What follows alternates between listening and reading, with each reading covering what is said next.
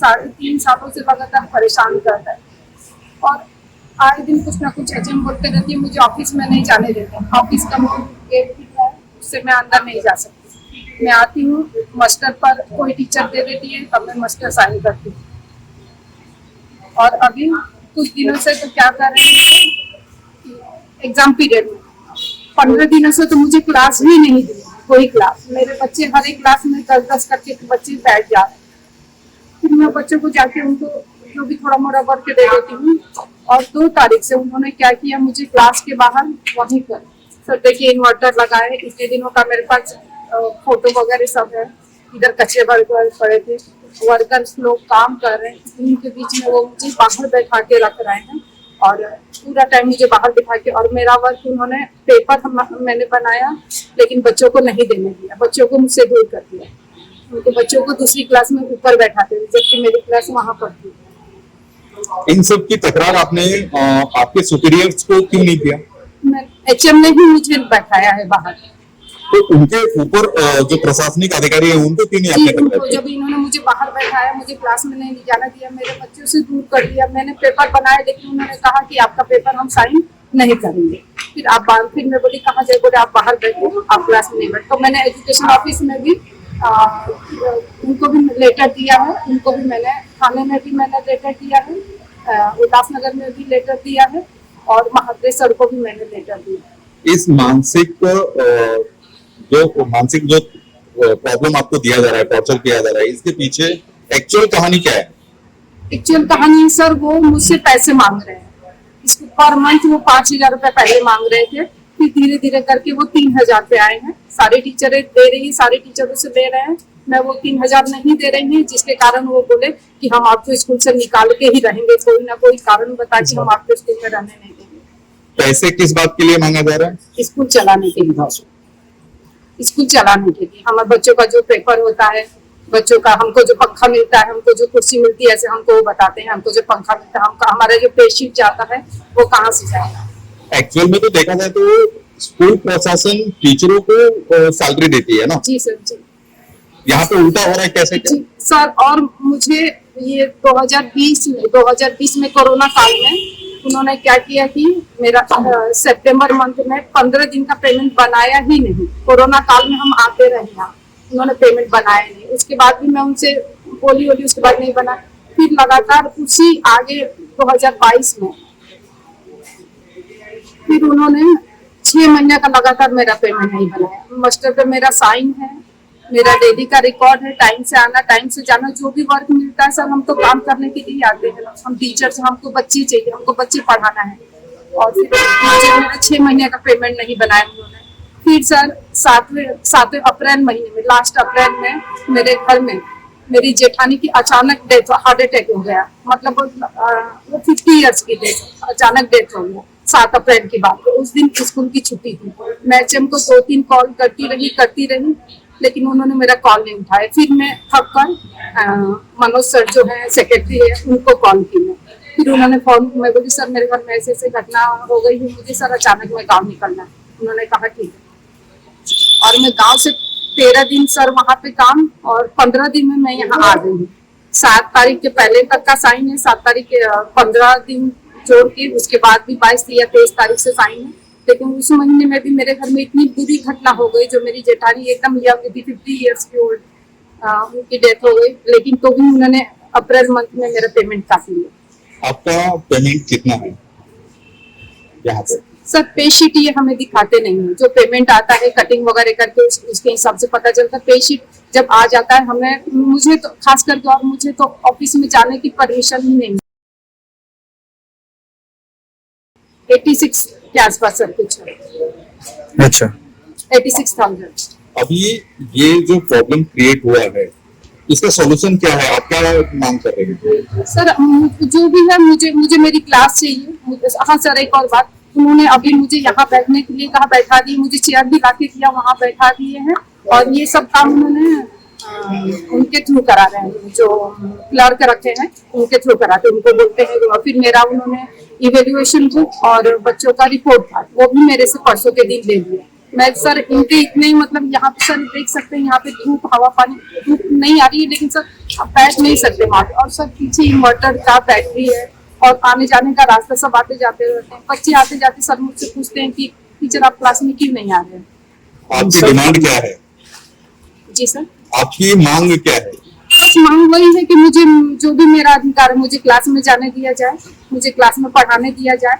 मैं जो second class में देख रही थी, वो मुझे सेकंड क्लास का मुझे वर्क करने दिया जाए। और जो भी है मेरा, आज मेरे 6 महीने का सर 7.5 महीने का पेमेंट रुका हुआ है, वो पेमेंट दे दिया जाए सर। और मुझे सर्विस बुक नहीं मिली है अभी तक, उन्होंने सर्विस बुक मुझे अभी तक नहीं दिया है। अपॉइंटमेंट लेटर किसी को नहीं देते हैं सर। उन्होंने 7 दिन मुझे बिना किसी कारण नहीं, जैसे अभी कर रहे हैं सर, 7 दिन बिना किसी कारण निलंबित कर दिया, कोई कारण नहीं है। जैसे अभी कोई बाहर बैठाने का कोई कारण नहीं है, इस समय भी निलंबित कर दिए, उसका भी सर कोई कारण नहीं।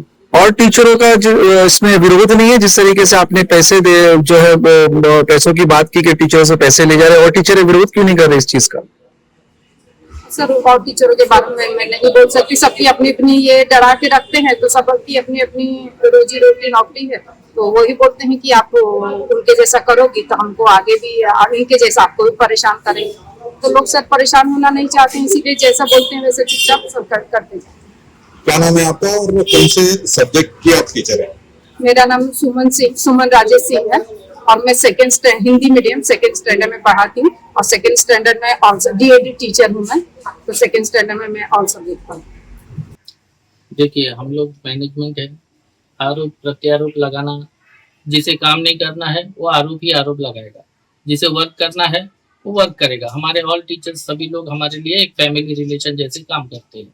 और ये स्कूल है, यहाँ पर कोई फालतू वाला काम होता नहीं। अच्छा, मैं यहाँ तक सुना कि यहाँ पर एलिगेशंस लगे कि उन्हें धूप में बिठाया गया।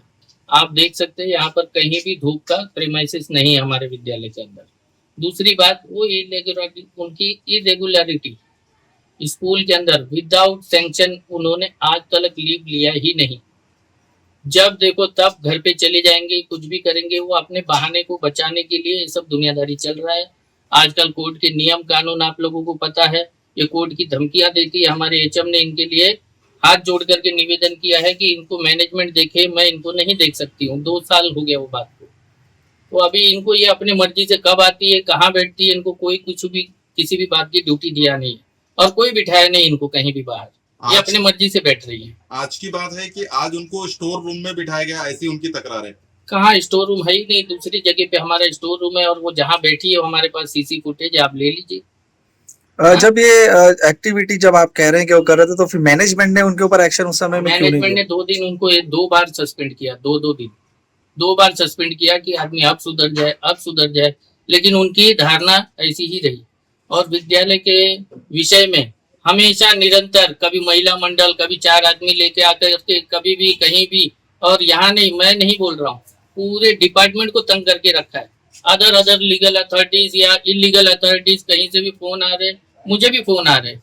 क्या मतलब है? ड्यूटी करना है, बाकी के लोग ड्यूटी कर रहे हैं, आप अपना ड्यूटी नहीं कर रहे हो।